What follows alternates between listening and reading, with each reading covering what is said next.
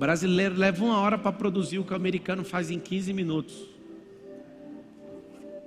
Da onde? A UOL é de respeito.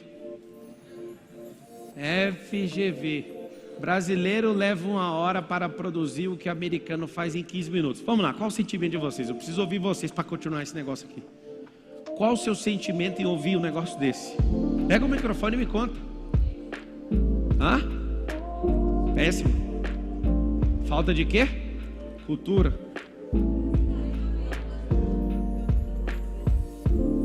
Curiosidade. Que dá vontade de ver um do lado do outro trabalhando para ver o que cada um faz, né? Isso aqui que a maioria de vocês estão descobrindo hoje, eu descobri em 2005, numa consultoria americana. E a consultoria americana falou assim, dentro da Brasil Telecom: nós somos mais produtivos que vocês. Aí eu falei, por quê? Porque claramente o americano não faz o que tem vontade, ele faz o que precisa ser feito. Qual que é o problema nosso como brasileiro? A gente faz o que tem vontade. Fala assim, ó, crianças fazem o que tem vontade. Fala assim, adultos ou pessoas maduras fazem o que precisa ser feito. Aí você imagina, eu não levo 1 hora para produzir o que o americano faz em 15 minutos. Eu faço em 30 segundos o que o americano faz em 15 segundos. Alguém pergunta como? Tem gente mais veloz que eles, tipo os japoneses. O que eu faço? Vou ouvir conselho seu que leva 1 hora ou eu vou estudar japonês? Vou tirar molde de japonês. O que japonês faz para a mente dele ter foco e concentração? Anota aí se quiser aprender higiene mental. Esse é o nome. Os caras são higiênicos mentalmente. Eles não ficam enchendo a cabeça com lixo. Vou dar um desafio, você não vai ficar ofendido. Vocês prometem, sim ou não? Vai na China e encontra chinês obeso. Pablo, o que você está dizendo? Estou dizendo claramente que eles têm uma cultura deles e que eles não caem nisso. A China criou o TikTok.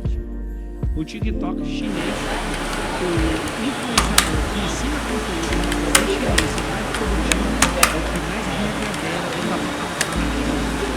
De todos os países, como os Estados Unidos e o Brasil, o que mais reverbera? Enquanto esses caras estão usando essa ferramenta para idiotizar a gente e falar, esquece bomba nuclear, ninguém vai apertar esse botão.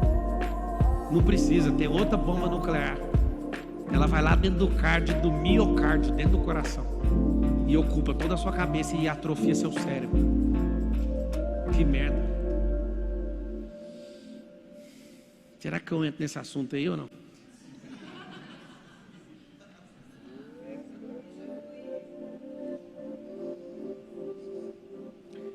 O que é a primeira coisa que você tem que fazer? Você precisa entender o seguinte: vai na raiz de tudo. A raiz é a forma que você se enxerga. Se você se enxerga endividado, você não vai pagar nunca. Se você se enxerga como alguém que está preparado para liderar e para governar, você vai explodir. Tudo depende do jeito que você se enxerga. Lá em Provérbios está escrito assim, ó: assim como eu penso em minha alma, assim eu me torno.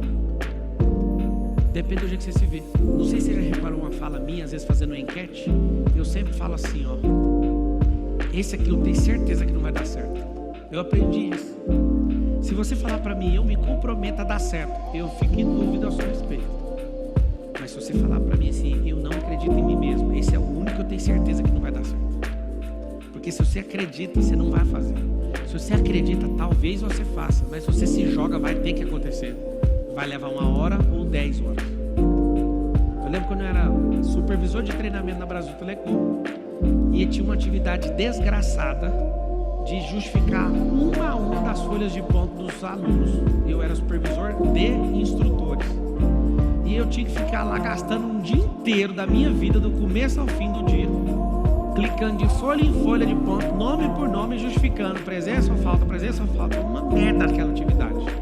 Eu parei, fui atrás de um cara, um analista, e falei: cara, o que você faria no meu lugar? Eu vejo que você sabe fazer macro, dá pra fazer? Ele falou: dá, deixa eu te ensinar a fazer. Aí ele abriu o Visual Basic, me mostrou como é que faz a macro, Eu cheguei lá no meu computador, peguei, fiz a máscara da macro, A máquina, para vocês saberem, é uma coisa que você mexe no computador, cria um mecanismo com linhas de programação, e essa linha de programação executa sem você mexer, só num clique. Tinha um cara sentado do meu lado, chamado Samuel Rufino, também era supervisor de treinamento. Samuel Rufino, que é um cara super Caxias, apertava todos esses botões o dia inteiro. E eu fazia assim, ó, vou justificar a folha de ponto, presta atenção. A tela do computador trabalhando sozinho.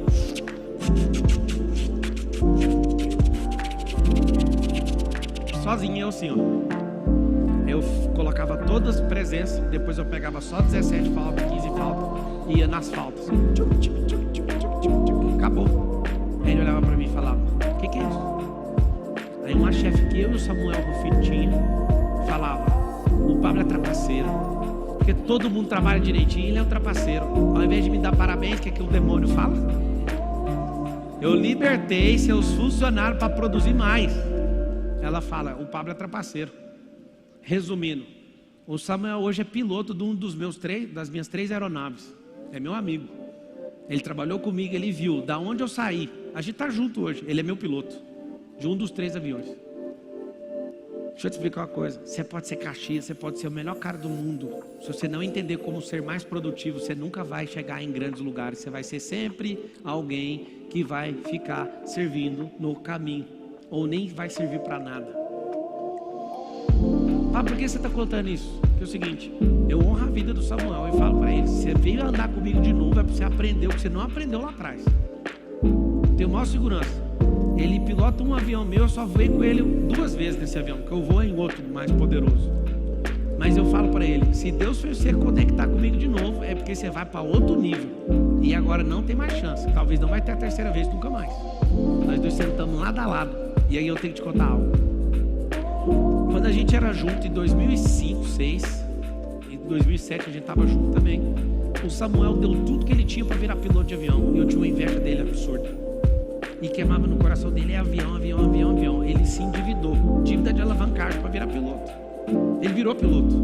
Foi trabalhar em companhias, não sei o que. Apareceu bem aqui. Ele é o comandante de uma aeronave minha hoje. Sabe o que acontece? Às vezes você entrou num processo e parou nele. O Samuel entrou aqui e falei, Samuel, você quer aprender o que faz? O piloto não pilota avião. Os pilotos usam network para vender avião. Aí ele endoidou. Pegou o código aí, filho. O que ele faz agora? Ele vive azucrinando todos os meus pilotos. Eu pego a mensagem do WhatsApp de todos. Eles ficam mandando para mim. Prospera aí, cara, compra esse avião aqui, ó. Troca esse helicóptero. Aí eles estão tudo me apavorando. Por quê? Se eu troco de aeronave, eu tenho que aumentar o salário dele. É assim na aviação. E na hora dele conseguir vender uma máquina para mim, eles vão ganhar comissão. Por exemplo, um piloto meu de jato ganha 30 mil por mês. O avião que eu estou indo agora, eu vou ter que pagar quanto para esse cara? Não vou nem falar que depois ele grava e dá o maior problema para mim. Sabe o que acontece? Acho que com um piloto, eu devo gastar uns 80 mil reais por mês só com um piloto. Com um piloto, entre helicóptero e jato e avião. Esses caras, só de me ouvir, já começa a ficar doido na cabeça deles. Eles não querem mais ser piloto. Os caras já falam, eu tenho que usar meu network. Eu tenho que fazer esse patrão meu prosperar. E aí eu aprendi a caçar as aeronaves e oferecer, então eu tenho que vender isso para os outros. Aí você achou. Por que você vive endividado? Porque te ensinaram a ser especialista de uma coisa, uma única coisa. E não pode. Você quer saber por que a maioria das famílias são endividadas? Sim ou não? Uma fonte de renda. Anota aí, pelo amor de Deus, nos próximos 30 dias você vai arrumar isso aí. Abre aí, pode abrir. Olha aqui. Mostra aí um negócio do Serasa que eu vi. Uma fonte de renda é, na prática, ir para a cova. Por quê? Porque se eu tenho uma fonte de renda, aquela fonte dá errado, o salário atrasa ou não sei o quê, acabou.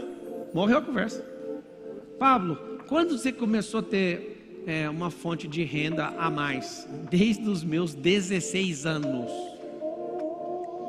Um livro muda tudo na vida de uma pessoa. O Marcos falou na aula hoje, alguém assistiu a aula das 9 hoje? Das 15, que foi do Marcos Paulo? Assistiu?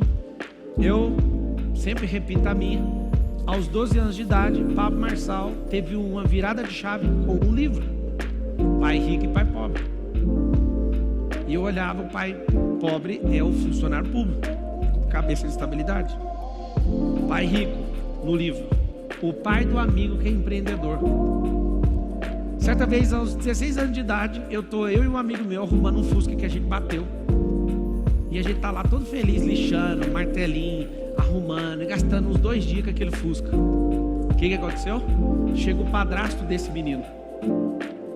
Esse padrasto, eu lembro do nome do cara, Sidney. O Sidney chegou e a gente ficou muito feliz de contar pra ele que a gente sabia fazer lanternagem de pintura. E aí a gente tava aprendendo. E tava lá.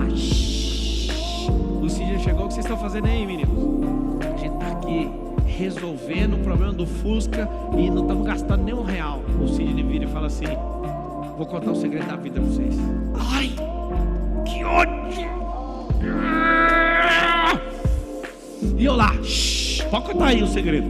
Vou nem parar aqui. E o segredo da vida não é fazer isso aí. É ter a mente aberta e aprendendo coisas o tempo inteiro para você pagar pessoas que só fazem isso aí. Quando esse cara falou isso, eu falei pro Henrique, amigo meu, eu falei: mano, esse cara é um idiota. Esse cara tinha que dar parabéns para nós. Aí esse Henrique fez assim: mas tem sentido, viu, Pablo, o que ele falou?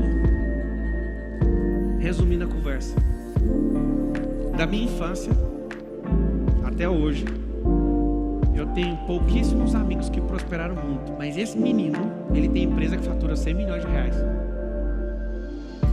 Ele ouviu esse conselho e diversas vezes eu falava: bora fazer tal coisa. Ele falou: cara, na moral mesmo, o Sidney tá certo.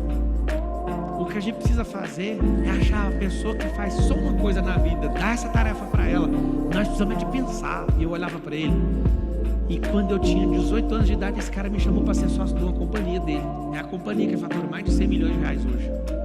E eu olhava para ele e falava: não, eu preciso ser bom só numa coisa, porque era uma mania. Eu nem sei como que isso aconteceu. Eu sei que a gente encontrou um tempo, há 3 anos atrás, quando eu vi que a empresa dele faturava R$100 milhões, a minha faturando R$250 milhões, eu olhei para ele e falei: mano, como que a gente chegou aqui? A gente deu risada, conversou adoidado, mas eu lembro que ninguém que estava em volta de nós conseguiu isso. Esses drives não entraram na cabeça. Então presta atenção. Conheça as 7 principais causas de inadimplência do Brasil. Sobe aí. Deixa eu ver as causas. Número 1, aumento do desemprego. Aumento do desemprego. No final das contas, se você souber de verdade que tem 39 milhões de desempregados no Brasil, você vai ficar com pavor ou não? Tem. Do PEA, que é a população economicamente ativa, os jovens que estão na faixa de 18 até 24 anos tem 20 milhões de desempregados. Os caras têm força de trabalho de cavalo para trabalhar e não quer porque estão sendo doutrinados a não trabalhar. É a geração neném, né? Que nem estuda e nem trabalha. Desemprego. Vamos todo mundo falar um negócio aqui que é só para nós, não é para o mundo inteiro não. Aceita isso. Faça assim comigo. Desemprego é um livramento. Tem gente que vai por força própria, tem gente que tem que levar um pé da bunda, senão não sai. Cara, desempregado, você trocava 180 horas por um salário mínimo? Trocava. Não volta a trabalhar mais não, compra água e vai pro sinaleiro. Pronto, esquece. Você vai trabalhar 10 vezes menos e ganhar 10 vezes mais, não tem como. Na hora que você entender o empreendedorismo, você vai arrumar um monte de gente que vai ficar no sinaleiro, você só vai repor nas águas. Vai por mim.